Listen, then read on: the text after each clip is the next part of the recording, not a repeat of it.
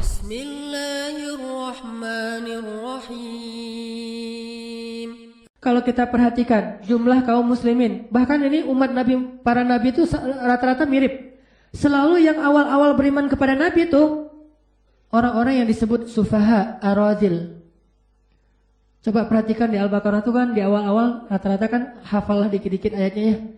Wa idza qila lahum aminu kama amanan nas. Kalau dibilang ke orang-orang yang pemuka-pemuka kaum ini, ayo beriman, orang-orang udah pada beriman, kenapa kalian belum beriman? Qalu anu'minu kama amanas sufaha. Apa kata mereka? Kami mau beriman seperti orang-orang rendahan itu, gengsi masalahnya. Selalu yang pertama menerima dakwah para nabi, selalu aradil, selalu orang-orang yang rendah, para budak, orang miskin, selalu kayak gitu. Itu ciri khas umat Nabi. Dan biasanya anak muda, udah miskin, budak, muda, itu yang biasanya menerima dakwah para nabi. Hampir semua nabi kayak gitu tabiatnya. Sedangkan yang menentang para nabi rata-rata para penguasa.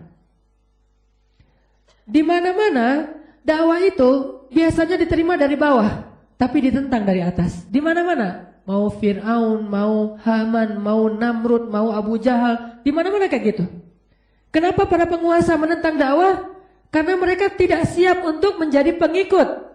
Mereka tidak siap untuk mengorbankan kepentingan-kepentingan mereka, lalu merendahkan diri mereka sejajar dengan yang lain. Tidak siap. Dan selalu kayak gitu tabiatnya sampai hari ini. Mau muslim, mau kafir, mau munafik, sama aja tuh. Dakwah selalu diterima oleh orang-orang yang gak punya kepentingan, polos. Kita, apa kepentingan kita dengan apa kepentingan kita yang tergadaikan atau yang diresikokan kalau kita menerima dakwah? Gak ada kan? Sehingga mudah menerima dakwah. Emangnya kalau kita terima dakwah, gengsi apa yang mau kita tahan? Biasanya dalam satu komunitas, yang paling susah menerima dakwah itu yang paling besar gengsinya. Perhatikan aja kita. Komunitas yang paling susah menerima dakwah, yang paling besar gengsinya. Bukan dia gak tahu kebenaran. Sehingga kalau kita perhatikan sejarah para nabi, ternyata sebab orang menolak hidayah itu, menolak dakwah itu bukan karena gak paham. Tapi orang menolak dakwah itu karena jiwanya kotor. Dengki salah satunya, dan sombong. Kalau kita perhatikan sejarah Abu Jahal itu kalau dibandingkan dengan Bilal, tingkat keilmuannya seperti langit dan bumi. Bilal itu budak dari Ethiopia atau Habasyah, sedangkan Abu Jahal itu tokoh intelektual orang Quraisy. Walaupun orang-orang Mekah itu banyak yang buta huruf, tetapi Abu Jahal sedikit dari orang yang bisa membaca tulis, bahkan yang paling banyak keilmuannya. Sehingga dia disebut dengan julukan Abu Al-Hakam. Abu Al-Hakam itu guru bangsa. Orang yang banyak ilmu. Bahkan Abu Jahal itu yang paling mengerti syair. Sama seperti Walid Al-Mughirah. Sama seperti Abu Sufyan sebelum Abu Sufyan masuk Islam. Orang yang mengerti syair. Bahkan Abu Jahal itu orang yang paling banyak menghafal nasab orang Arab. Abu Jahal itu bukan orang yang bodoh secara akal, intelektual. Dia bukan orang yang bodoh, dia itu orang yang pintar. Ngerti banget Al-Quran. Buktinya ada kisah suatu malam Abu Jahal sama Akhnas lagi jalan lewat rumah Nabi di Mekah. Pas ngelewat rumah Nabi, tiba-tiba ngedengerin Nabi lagi tilawah Al-Quran. Pas Abu Jahal sama Akhnas lewat, ngedengerin Nabi ngaji. Yang tadinya mereka cuma pengen jalan, jadi duduk. Duduk aja.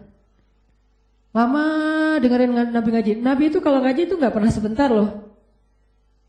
Nabi kalau lagi tahajud, baca satu rakaatnya itu bisa Al-Baqarah, Ali Imran, An-Nisa, Al-Ma'idah, Al-An'am. 7 juz. Itu satu rakaat. Nah, Abu Jahal tuh dengerin Nabi ngaji panjang. Nabi kalau ngaji gak pernah sebentar. Juz, 2 juz, 3 juz.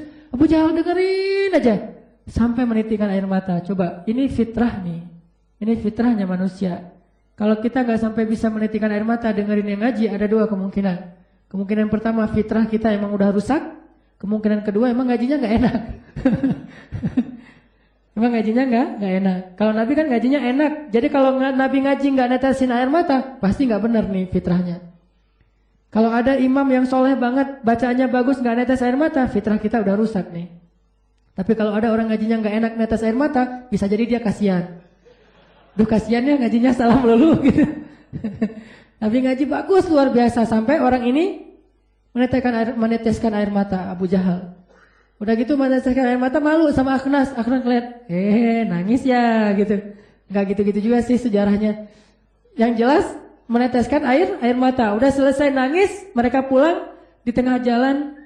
Akhnas nanya sama Abu Jahal, ya Aba Al-Hakam, ma yubkik, kenapa kamu nangis? Siapa yang nangis? Nggak, tadi kalau bahasa kita mah kelilipan atau apa gitu. Cari-cari alasan Abu Jahal teh. Nggak mau ngaku kalau dia tadi nangis. Udah nggak usah dibahas, pulang aja.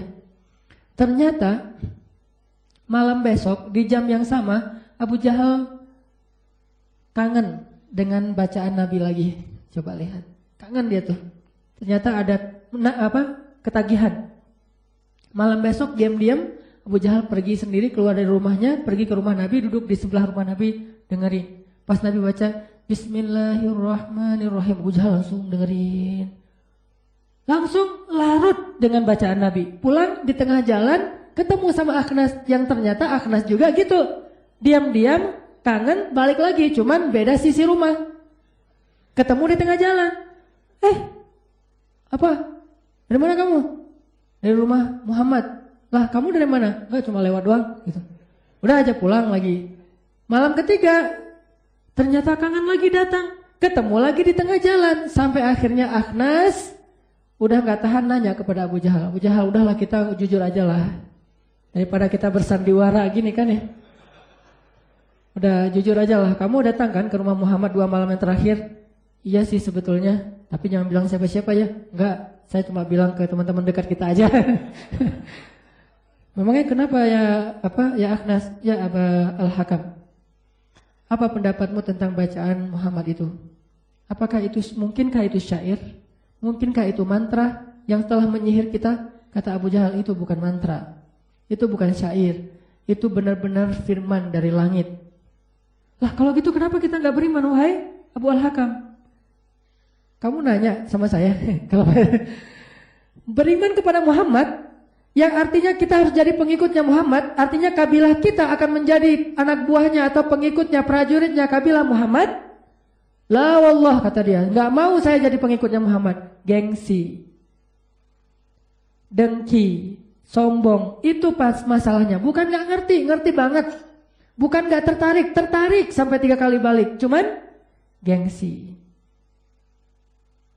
Istakbaro, sama kayak iblis nggak mau tunduk kepada Adam. Aba wastakbaro, enggannya karena istikbar, karena dia gengsi, sombong. Ini semuanya masalah jiwa.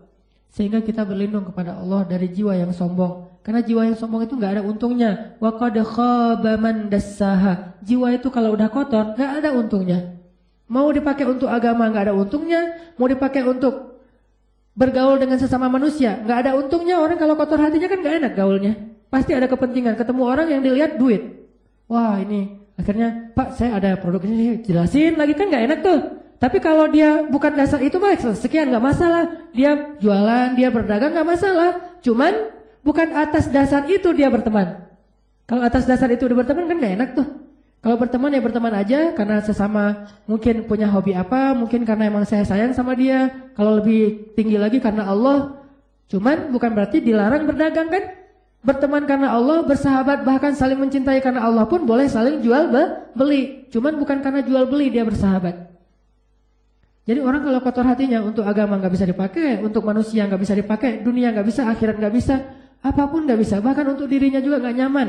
Orang kalau bermasalah jiwanya, dia sendiri nggak nyaman. Khaba, khaba itu artinya rugi banget gitu. Lawan dari khaba adalah aflaha. Subhanallah walhamdulillah wa la ilaha illallah wallahu akbar. أكبر سبحان الله